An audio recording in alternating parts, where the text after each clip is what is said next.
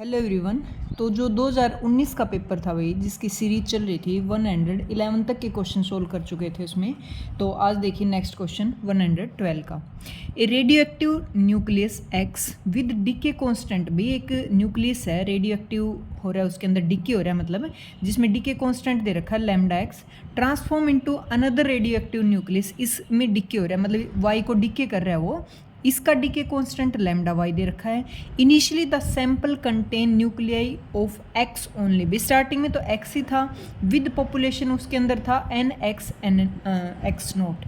The population of Y as the function of time is then given by, देखो क्या बोल रहा है, पहले कोई पेरेंट न्यूक्लियाई था एक्स, वो डिके कर रहा है वाई को, और वाई फिर खुद भी डिके कर रहा है, डिके कांस्टेंट दे रखा ना, तो मतलब वाई बन भी रहा है, एक्स डिके करके वाई को बना भी रहा है और वाई में से जा भी रहा है, वाई के अंदर आ भी रहा है, मतलब वाई बन भी रहा है और वाई डिके से ख़त्म भी हो रहा है, ऐसे मान लो।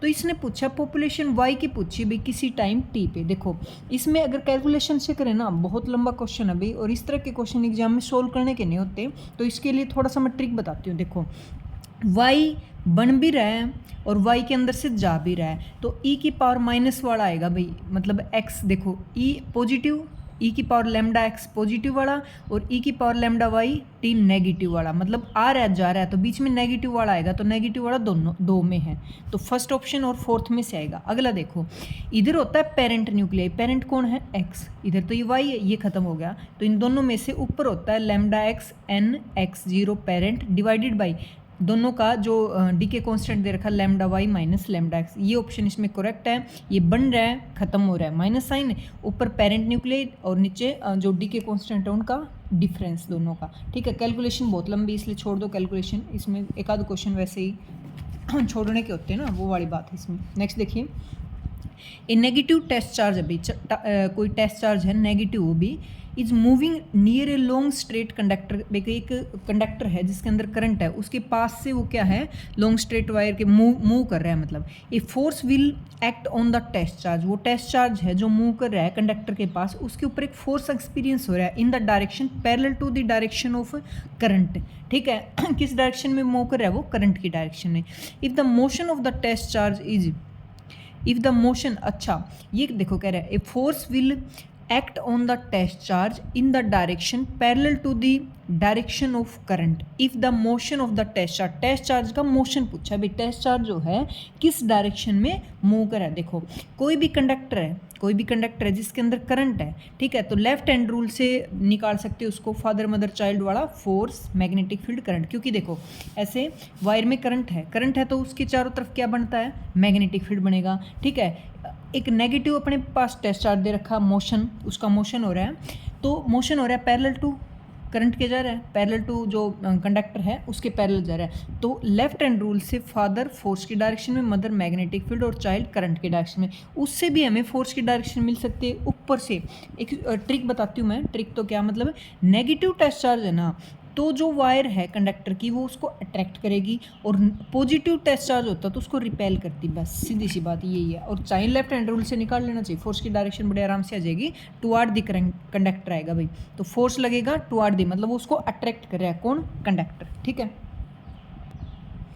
हाँ नेक्स्ट देखो, फॉर डायमंड के लिए परमिटिविटी दे रखी है, ये वाली परमिटिविटी की वैल्यू दे रखी है, मतलब अब साइलेंट की कितनी 1.416 इंटू 10⁻⁻10, ये यूनिट है। अच्छा तीन चीज़ें होती है भी, परमिटिविटी ऑफ फ्री स्पेस और रिलेटिव परमिटिविटी, जिसको डाइलेक्ट्रिक कांस्टेंट भी बोलते हैं, जिसकी वैल्यू होती है ये वाली। ठीक है, तो इसका तो देखो ये दोनों सेम है, कट जाएंगे, तो इसकी तो कोई यूनिट नहीं होती, नो यूनिट। अगर अगला कोई यूनिट नहीं देता ना तो हम मान लेते परमिटिविटी ऑफ फ्री स्पेस दे रखी है, बट इन दोनों की यूनिट होती है। अब ये फ्री स्पेस है, अब सेल नोट की वैल्यू तो फिक्स होती है कितनी, 8.85 10⁻⁻12, और यूनिट सेम है, यूनिट ये वाली। इसने पूछा ससेप्टिबिलिटी की वैल्यू बताओ, तो दोनों के बीच में रिलेशन होता है भाई, अब सेलन आर होता है ना वो 1 प्लस ससेप्टिबिलिटी के इक्वल होता है। अब सेलन आर की वैल्यू तो दे ही नहीं रखा, तो अब epsilon R epsilon by epsilon naught के इक्वल होता है, तो अपसाइलन बाई अपसाइलन नोट रखोगे, अपसाइलन बाई 1 प्लस में ससेप्टिबिलिटी। हमें इसकी वैल्यू निकालनी है, तो ससेप्टिबिलिटी की वैल्यू क्या हो जाएगी, 1 minus epsilon by epsilon note, ये वाली। तो इसकी वैल्यू अगले क्वेश्चन में दे रखी है, इसकी कांस्टेंट होती है ये वाली, दोनों को पुट करोगे, पहले पावर को कैंसिल कर दो, और इसकी वैल्यू आएगी भी ये वाली वैल्यू कितनी आएगी, 14 क्या कुछ गड़बड़ कर दी क्या? ऐसे तो नेगेटिव वैल्यू आ जाएगी भी।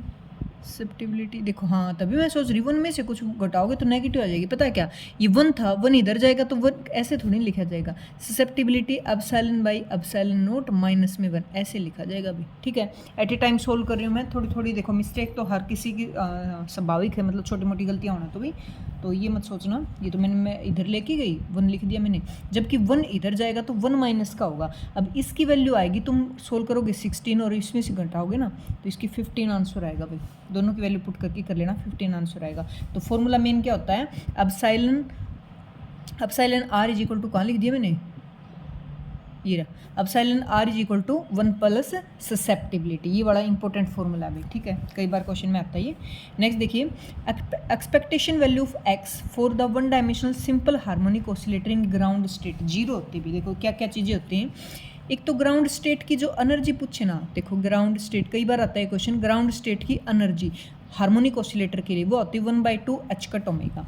बट बात करें एक्सपेक्टेशन वैल्यू ऑफ एक्स पूछो, एक्सपेक्टेशन वैल्यू ऑफ मोमेंटम पूछो, जीरो होती भी, ठीक है। But expectation value of x square पूछे ना तो वो जीरो नहीं होती, और एक्सपेक्टेशन वैल्यू मतलब पी स्क्वेयर पूछे वो भी जीरो नहीं होती। ये भी कई बार आ जाता है। ग्राउंड स्टेट की पूछ लेते हैं half H cut omega, expectation value दोनों की जीरो होती है। एक्स स्क्वेयर पी स्क्वेयर की पूछे तो एक्स स्क्वेयर की तो होती है H cut by 2 M omega, और पी स्क्वेयर के लिए होती है M H cut omega by 2, ये वाली, ठीक है।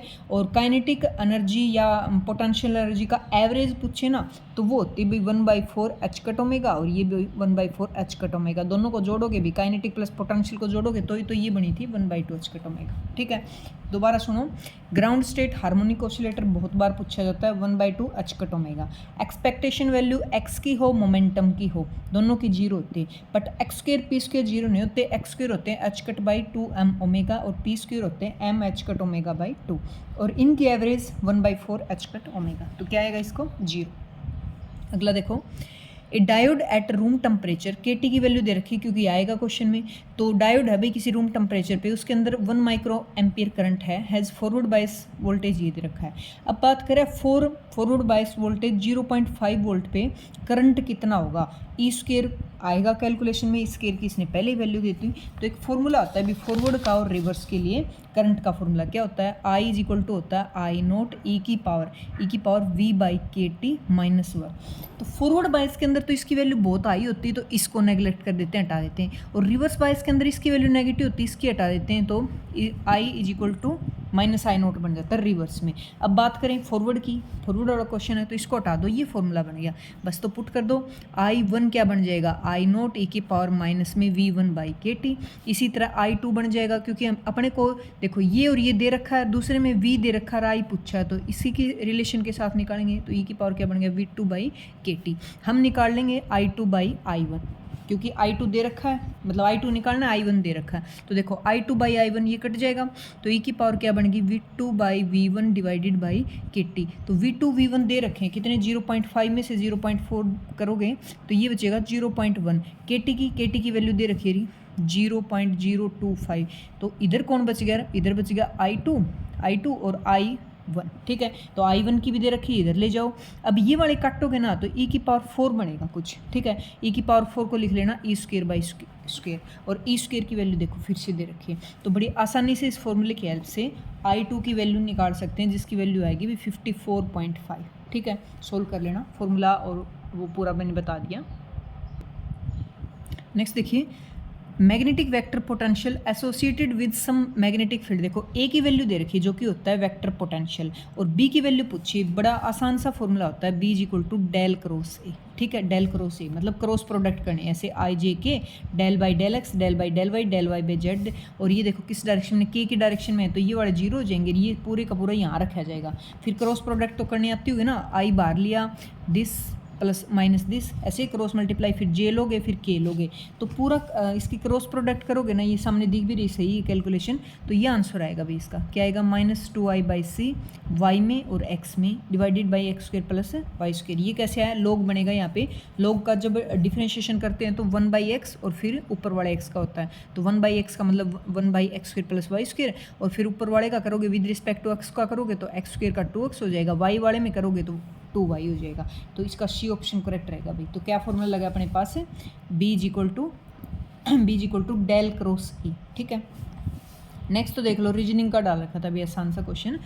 भाई कोई दीवार पे घड़ी है और उसमें ये कह रहा है भाई पॉइंट से बने हुए हैं, ऐसे अक्षर नहीं लिखे हुए, तो उसको मिरर, जो सामने दीवार पे मिरर था उसमें टाइम देखना था। घड़ी में 8:20 थे, तो उसमें कितना टाइम हो गया। तो देखो पूरी घड़ी में टाइम कितना होता है, 12 बजे। 12 को मैं क्या लिख सकती हूँ, 11 और 60 लिख सकती हूँ। तो ये माइनस कर दो बस, जो घड़ी में दिख रहा है 8:20, ये वाला माइनस करोगे तो ये कितना बने, पेन खत्म हो गया क्या, 3:40 हो गया भाई, 3:40। तो देख लो 1160 में से सिर्फ माइनस करना था इसको। ठीक है, नेक्स्ट देखिए, थोड़ी सी तबीयत डाउन है भाई आज, थोड़ी सी पता नहीं कंसंट्रेशन कम बढ़ने, इसलिए फिर भी करेंगे। ठीक है, देखो 3 कोहेरेंट इक्वल इंटेंसिटी लाइट है ray right at a point P on the screen produce interference produce करें, मिनिमम इंटेंसिटी 0 होगी। If any 2 of ray are block, भी 3 में से 2 को ब्लॉक कर दे तो जो रिजल्टेंट इंटेंसिटी बनी स्क्रीन पे वो I1 बनी। और ये कह रहा है अगर मान लो एक रे को ब्लॉक कर दें तो रिजल्टेंट इंटेंसिटी पी पॉइंट पे क्या बनेगी। देखो वो एक पढ़ा होगा फॉर्मूला 11th क्लास में, 3 फोर्सेज जब ऐसे हो ना, ऐसे हो तो नेट रिजल्टेंट उसमें 0 बनता है। इसने मिनिमम इंटेंसिटी 0 दी ना, तो इनके बीच में एंगल होता है 120 का होता है भाई। ठीक है, उसने जब 2 ब्लॉक कर दी ना तो स्क्रीन पे I1 बनी। अब की बार 1 ब्लॉक कर दी, 2 छोड़ दी, तो जो इंटेंसिटी का फॉर्मूला होता है ना वो क्या होता है, I1 प्लस में I2 प्लस में 2√I1 I2 और कोस ऑफ फाई होता है भाई। तो ये इंटेंसिटी तो बराबर दी इसने, इसकी वैल्यू भी आई है, इसकी भी आई है, इसकी भी आई और कोस कितना रख दोगे 120। तो ये कितना बन गया 2i और ये बन गया 2i² कटेगा, मतलब i बाहर निकले तो 2i कॉमन ले लो 1 और माइनस कोस 120 कितना होता है -1/2, तो -1/2। ठीक है, तो ये बन गया भाई 2i और ये कितना बच गया 1/2, इसमें कट गया, मतलब आंसर आ गया i, इंटेंसिटी I1 ये बड़ा। ठीक है, तो इस तरह से इसको सोल्व कर सकते हैं भी, थोड़ा सा आराम से पढ़ के भी क्या पूछा है क्या दिया गया है उसके हिसाब से चलना। ठीक है, एक बूलियन एक्सप्रेशन दे रखी है भी क्या, P प्लस में P बार Q, और ये पूछ रहा है कि इसका जो आंसर होगा वो एंड गेट बनेगा, नैंड बनेगा, नोट बनेगा और बनेगा। तो गेट के ऊपर मैं अच्छे से वीडियो बना चुकी हूँ, उसको देख जाना एक बार एग्जाम से पहले। तो देखो पॉसिबल वैल्यू पी क्यू की क्या रख सकते हैं हम, 0 0 0 1 1 0 1 1। तो हमने पी की वैल्यू 0 रखी, प्लस में पी बार 1 बन जाएगा, क्योंकि 0 है तो आंसर क्या है 0।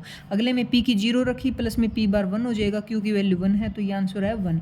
अगले में पी की 1 रखी, प्लस में पी बार 0 मिलेगा, क्योंकि वैल्यू 0 है तो ये बना 1। फिर से अगले में पी की 1 रखी, पी बार 0 हो जाएगा, ये 1 रखी, ये बनेगा 1। तो ये किसका होता है भाई, किसका आंसर होता है देख लो, आराम से पता चल रहा है। और गेट है ये, और गेट क्या होता है, ए प्लस में बी, प्लस साइन होता है ना। तो देख लो 1 पे 0 0 पे 0 बाकी सारे हाई हैं, तो और गेट इसका आंसर हो जाएगा। ठीक है, इस तरह से वैल्यू पुट करके पता लगाना है। नेक्स्ट देखो, स्केलर पोटेंशियल फील्ड है भाई, वी की वैल्यू दे रखी है और हमें क्या है, सबकी यूनिट दे रखी मीटर में। मैग्नीट्यूड ऑफ फोर्स निकालना है, 4 कूलम चार्ज दे रखा है और रीजन ओरिजिन पे। देखो समझो क्या क्या दे रखा है, एक तो वी दे दिया, फोर्स निकालना, फोर्स का फॉर्मूला होता है QE, मतलब इलेक्ट्रिक फील्ड होना चाहिए। चार्ज तो इसने दे ही रखा है, ये रहा 4 कूलम। और ये निकालो पहले 0 0 0 पे, तो E और V के बीच में अच्छा खासा रिलेशन होता है भाई। E इक्वल टू क्या होता है -dV/dr, जिसको हम लिख सकते हैं dV/dx -dV/dy -dV। तो V को ये वाला दे रखा है, इसके विद रिस्पेक्ट करो, x के विद रिस्पेक्ट डिफ्रेंशिएशन करो। देखो यहाँ बनेगा -6 0, इसका बनेगा x ही है ना, तो 12y², इसमें x नहीं है 0, इसमें 0, फिर y के विद रिस्पेक्ट करो, फिर z के विद रिस्पेक्ट करो। तो जो ये वाले हैं ना, क्योंकि हमें x y z की 0 वैल्यू रखनी है, तो बाकी तो सारे 0 हो जाएंगे, सिर्फ ये 2 वैल्यू बचेंगी, क्योंकि इनमें कांस्टेंट है ना भाई। x के विद रिस्पेक्ट करें -6 है, अब x की वैल्यू पुट कहाँ करें, पुट ना करें तो ये 0 थोड़ी हुआ। तो v की जो e की वैल्यू निकलेगी वो निकलेगी, मैं बता देती हूँ 6 और 8। ठीक है, बट ये क्या निकला, ये x में निकलेगी, ये j में। हमें रिजल्टेंट, क्योंकि ये एक स्केलर क्वांटिटी होती है, स्केलर के वेक्टर क्वांटिटी, तो 6 का स्क्वायर प्लस 8 का स्क्वायर ऐसे करके इसका नेट निकालेंगे, तो 36 और 8 8 जा 64, तो इसकी 10 वैल्यू आएगी। बस पुट कर दो। फोर्स क्या होता है QE और Q की अगले ने कितनी दे रखी 4 और इसकी होगी 10, तो ये आ गया भाई 40 न्यूटन फोर्स आ गया। ठीक है, तो ये जो प्रसिद्ध फॉर्मूला भाई बार बार बहुत एग्जाम में यूज होता है, E इक्वल टू dV/dr, बीच माइनस का साइन होता है, बस उससे हम बड़े आसानी से इसके पास पहुंच गए 40 न्यूटन में। ठीक है, अगला देखिए, amplitude and oscillator having frequency दे रखी भी 300 ऑसिलेशन है पर सेकंड, रिड्यूस हो रही है 1/10 टाइम्स ऑफ इनिशियल वैल्यू से आफ्टर इसके बाद, मतलब 6000 ऑसिलेशन के बाद 1/10 टाइम वो रिड्यूस हो जाती है, कम हो जाती है। तो डैम्पिंग, भाई डैम्पिंग हो रही है, डैम्प्ड ऑसिलेशन का क्वेश्चन है भाई, उसकी जो एम्पलीट्यूड है वो कम हो रहा है, ऐसे एम्पलीट्यूड होता है ना वो कम हो रहा है, तो डैम्पिंग कांस्टेंट होता है, तो उसकी वैल्यू निकालनी है। तो देखो एम्पलीट्यूड और एनर्जी के डैम्प्ड ऑसिलेशन में दो के फॉर्मूले हैं। एम्पलीट्यूड का तो फॉर्मूला होता है ए नॉट ई की पावर माइनस में के टी लिखो, या फिर ई की पावर माइनस में टी बाई टो लिख सकते हो इसमें तो। और एक एनर्जी का होता है वो 2 टाइम हो जाता है बस 2 के टी, अपने को इससे मतलब है, एम्पलीट्यूड है तो बस वैल्यू पुट कर दो। देखो इसकी वैल्यू कितने टाइम्स कम हो रही है, 10 टाइम, ठीक है।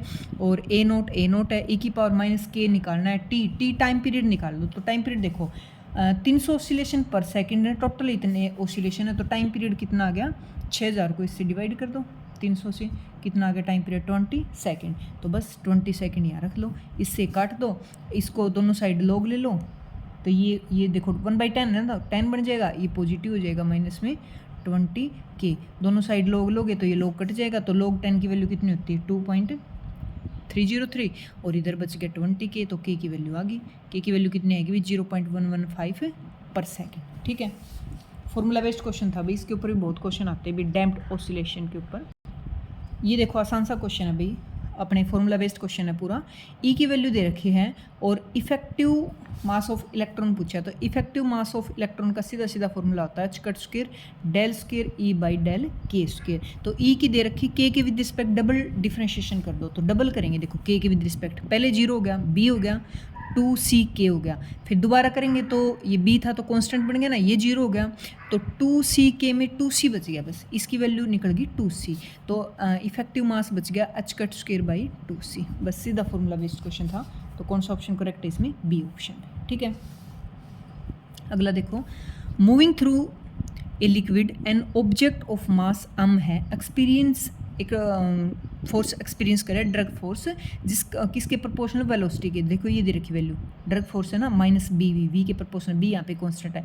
Speed of particle as function of time बताना है, when it start from rest and fall vertically through the liquid, vertically liquid में जा रहा है वो, तो उसके ऊपर किसी टाइम टी पे कितना फोर्स हो जाएगा। देखो ऊपर ये फोर्स दे रखा है, पहले तो निकाल लो टर्मिनल वेलोसिटी, टर्मिनल वेलोसिटी क्या होती है एम जी, इसके इक्वल रख दो, कितना दे रखा है बी वी के, तो यहाँ से टर्मिनल वेलोसिटी कितनी हो जाएगी एम जी बाई बी। तो इसकी जो किसी टाइम पे निकालते हैं ना वेलोसिटी, टाइम पीरियड पे, तो उसका फॉर्मूला होता है वी का, क्या होता है वी नोट 1 माइनस ई की पावर माइनस में बी टी बाई एम, ये टर्मिनल वेलोसिटी यहाँ रख दो, तो बस आ गया answer M G by B into 1 minus E की पावर माइनस में बी टी बाई एम, बस M G by B 1 minus में एक्सपोनेंशियल, ये आगे लिख रखा नहीं, एक्चुअल में इसकी पावर है, ये तो ऐसे आंसर में दिख रहा है, तो ये इसका करेक्ट आंसर है, ठीक है।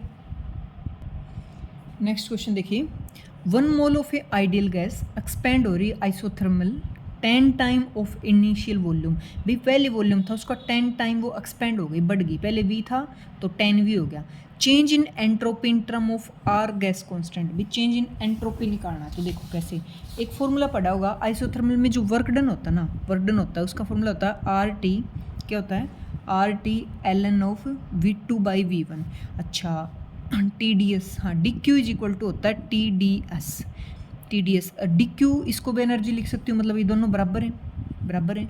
तो देखो यहाँ से कंपेयर करो, टी से अगर मैं टी काट दूँ तो डी एस की वैल्यू बच गई R L N V two by V one, बस यही निकालना है, एंट्रोपी निकालना है, आर की जगह आर रख लो, आर की फॉर्म में निकालना है तो ऐसे ले लो डी एस बाई आर, ये कट जाएगा, L N O V two 10 time बढ़िया, पहले कितना था वी, फिर 10 वी हो गया, कट गया, तो log 10 की वैल्यू होती है 2.303, तो इसकी वैल्यू आ गई भी ये 2.303, ठीक है। ये बड़ा देखो, बताने को तो मैं सीधा ये फॉर्मूला बता देती, बट मैंने ड्राइव किया है, बताया कि फॉर्मूला एक्चुअल में ऐसे याद रख लेना, यहाँ से आया है अभी, ठीक है, तो इसका आंसर रहेगा बी करेक्ट। नेक्स्ट देखिए, ये थ्योरी ऑफ रिलेटिविटी में बहुत अच्छे से मैंने वीडियो करा भी, जिसने नहीं देखा देख लेना। एक फॉर्मूले के बेसिस पे, एक फॉर्मूले के ऊपर सारे क्वेश्चन डिपेंडेंट है भी। कैसे? रिलेटिविटी के लिए इलेक्ट्रॉन का रेस्ट मास दे रखा है, काइनेटिक एनर्जी दे रखी है, डी ब्रोगली वेवलेंथ पूछिए तो डी ब्रोगली वेवलेंथ का फॉर्मूला क्या होता है? h/p। p होता है मोमेंटम जिसकी वैल्यू होती है mv, या मोमेंटम छोड़ो, यहाँ तो मोमेंटम सीधा ही निकलेगा, तो ये निकालना में s तो कांस्टेंट है, p की ले आओ। p की कैसे लाएंगे? एक तो एनर्जी होती है रेस्ट मास एनर्जी प्लस में काइनेटिक एनर्जी के बराबर, ठीक है। दूसरी ई स्क्वायर क्या होता है? p square c square plus में m नॉट स्क्वायर c की पावर 4। मैंने बोला था घोट के पी लेना, ये स्क्वायर है ये ई है, इसका स्क्वायर कर दो, दोनों ई स्क्वायर बन जाएंगे, दोनों को बराबर रख दो, यहाँ से p की वैल्यू निकालो, p की यहाँ पुट कर दो, लैम्डा की आ जाएगी, बस कुछ भी नहीं है। तो लैम्डा का करेक्ट आंसर इसमें ये रहेगा b1, ठीक है। नेक्स्ट क्वेश्चन देखिए, हाँ ये बहुत बार रिपीट होता है भाई क्वेश्चन, बहुत पेपरों में मैंने देखा। देखो, from the fusion of a nucleus, इसका फ्यूजन हुआ, 200 milli electron volt energy generate हुई टू अटेन ए पावर दे रखी 2 kilowatt, the number of fusion per second. Number of fusion पूछे ना, पावर को एनर्जी से डिवाइड कर दो, बस एक फॉर्मूला याद रखो भाई, मतलब ही नहीं है तुम्हें किसी से, पावर दे रखी एनर्जी दे रखी, नंबर ऑफ फ्यूजन पूछे, बस सीधा डिवाइड कर दो। तो पावर कितनी देखो, 2 किलो की जगह रख दो 10⁻³ वाट बन गया, और एनर्जी कितनी दे रखी है 200 मिली होता है 10⁻6, इलेक्ट्रॉन होता है 1.6 10⁻⁻19, बस सिंपल। इसको सोल्व करो, ये आंसर आ जाएगा, ठीक है। करेक्ट आंसर ये रहेगा इसका, मैं दिखा देती हूँ complete, B option is correct, बहुत बार आता है बी ये वाला भी, ठीक है। अगला देखिए, इंपॉर्टेंट है ये वाला क्वेश्चन भी। ए वन डायमेंशनल रोड है, has linear density that vary कर रही है, मास डेंसिटी दे रखा है उसका, lambda is equal to C X, C constant है। एक्स इज इक्वल टू 0 की बात करिए, इज द लेफ्ट, मतलब एक एंड है, एक्स इज इक्वल टू 0 का एक सिरा है। Where do you expect the centre of mass located, ये कह रहा है भाई तुम्हें क्या लग रहा है, इस रोड है, रोड की डेंसिटी दे रखी है, और x इज इक्वल टू 0 उसका वन एंड है से, ये वाला x इज इक्वल टू 0, तो इसका सेंटर ऑफ मास कहाँ लाई करेगा, यहाँ होगा, बीच में होगा, यहाँ होगा, ऐसे पूछा भाई तुम्हें क्या लगता है सेंटर ऑफ मास कहाँ है। तो हमें नहीं लगता भाई कुछ भी, हमें सोल्व करके देखना पड़ेगा। सेंटर ऑफ मास का फॉर्मूला क्या होता है, x dm और डिवाइडेड बाई dm। मास होता है डेंसिटी, डेंसिटी कितनी दे रखी है, लैम्डा की वैल्यू, लैम्डा ही रख दो एक बार, लैम्डा इंटू में dx, और नीचे क्या होता है, लैम्डा इंटू में dx। तो ऊपर तो x है और लैम्डा की वैल्यू इसने दे रखी cx dx, और नीचे है cx dx। इसका विद रिस्पेक्ट टू l ले लो, लेंथ मान लो, डिफरेंशिएशन कर दो, c कांस्टेंट है, x स्क्वायर का क्या हो जाएगा, x की पावर 3/3, 0 से l, ये हो जाएगा c, और x स्क्वायर बाई 2, 0 से l। इनको काटोगे ना तो इसकी वैल्यू मैं बता देती हूँ भाई, इसकी वैल्यू आएगी 2l/3। 2l/3 किससे ग्रेटर है, l/2 से बड़ी आ गई। l/2 क्या होता है, मतलब पूरी लेंथ l है, तो l/2 तो बीच में होता है, ये इससे बड़ी है, तो ये कहाँ मिलेगी, यहाँ कहीं भी। तो इसका आंसर आएगा to the right of the middle of the rod. कैसे पता चला, सोल्व करके पता चला, फॉर्मूले से भी कहाँ है, इसका सेंटर ऑफ मास निकाल के पता चला। सेंटर ऑफ मास का फॉर्मूला क्या होता है, x dm divided by dm और उसका इंटीग्रेशन, ठीक है। उससे पता चला कि ये तो बीच वाले हिस्से से राइट साइड में है उसका सेंटर ऑफ मास है, ठीक है। अगला देखिए, two turning fork of natural frequency दे रखी है hertz, each move relative to the stationary observer है कोई। One fork move away from the observer, एक दूर जा रहा है ऑब्जर्वर से और दूसरा उसके पास आ रहा है, अभी सेम स्पीड है दोनों की, दूर जा रहा है उसकी वही स्पीड है, पास आ रहा है वही स्पीड है। If the observer hear beat दे रखा है, बीट फ्रीक्वेंसी होती है ना, उसकी बीट फ्रीक्वेंसी है 3 हर्ट्ज, ठीक है। द स्पीड है, उसकी स्पीड दे रखी है, वैक्यूम स्पीड निकालनी है, और इसकी साउंड की स्पीड दे रखी है एयर में 340 मीटर पर सेकंड, जो कि एक्चुअल में होती है, ठीक है। तो कैसे सोल्व करोगे, देखो डायरेक्ट फॉर्मूला है इसका, डायरेक्ट फॉर्मूला बीट वाले का। देखो वैसे तो बीट फ्रीक्वेंसी होती है ना, बीट फ्रीक्वेंसी वो होती है ν1 माइनस ν2, ठीक है। इसका मॉडुलस लेते हैं, पता है क्या, अगर दोनों पास आ रहे हैं तो भी 0 होती है वाली बीट फ्रीक्वेंसी, दोनों दूर जा रहे हैं तो भी 0 होती है। बट यहाँ पे एक पास आ रहा है एक दूर जा रहा है, सेम वेलोसिटी दोनों की, एयर में वेलोसिटी 340 दे रखी, बीट की वाली 3 दे रखी। तो इसके एक डायरेक्ट फॉर्मूला आता है अभी फ्रीक्वेंसी का, क्या, 2, ये बीट फ्रीक्वेंसी है, 2 फ्रीक्वेंसी ऊपर वेलोसिटी ऑफ ऑब्जर्वर और वेलोसिटी ऑफ सोर्स, ये वाली, ये कितनी दे रखी, 3, 2 फ्रीक्वेंसी इसकी कितनी दे रखी हुई, फ्रीक्वेंसी दे रखी 340, इसकी वेलोसिटी निकालनी है और इसकी वेलोसिटी 340 दे रखी, देख लो कितना आसान था। v0 आ गया 3/2 मतलब 1.5 मीटर पर सेकंड, देख लो चंद मिनटों का क्वेश्चन था भाई ये, 1.5 मीटर पर सेकंड, ठीक है, चंद सेकंडों का, मिनट तो लगानी नहीं होती पेपर में। हाँ, ए रे है भी, एक रे ऑफ लाइट ट्रैवल कर रही है, डेंसर टू रियर जा रही है, ठीक है। क्रिटिकल एंगल है उसका सी। देखो क्रिटिकल एंगल वाला कंसेप्ट यहाँ पे लागू होता है। क्रिटिकल एंगल वो एंगल होता है जहाँ पे रिफ्लेक्शन ऑफ लाइट 90 डिग्री हो, 90 डिग्री पे रिफ्लेक्ट कर जाए। और टोटल इंटरनल रिफ्लेक्शन कब होता है भाई, जब कोई light rare denser to rare जाए और उसका इंसिडेंट एंगल ग्रेटर देन हो क्रिटिकल एंगल से, ठीक है। फिर ये कह रहा है अभी वहाँ पे जो मैक्सिमम पॉसिबल डेविएशन होगा रे का कितना होगा। डेविएशन क्या होता है, कोई रे सीधी जा रही थी बट वो मुड़ के रिफ्लेक्ट होकर चली गई। अगर वो सीधी जाती यहाँ से जाती बट वो नहीं गई थी यहाँ से चली गई, तो कितने अपने पाथ से डेविएट हो गई, डेविएशन। ये बड़ा एंगल निकालना है तो इसकी वैल्यू होती है भी 180 माइनस में 2c, जब क्रिटिकल एंगल दे रखा हो तो, ठीक है। Incident angle is equal to critical angle है और रिफ्लेक्टेड एंगल किसमें कितना, इसमें 90 डिग्री, तो इसका ऑप्शन रहेगा ए करेक्ट में, ठीक है।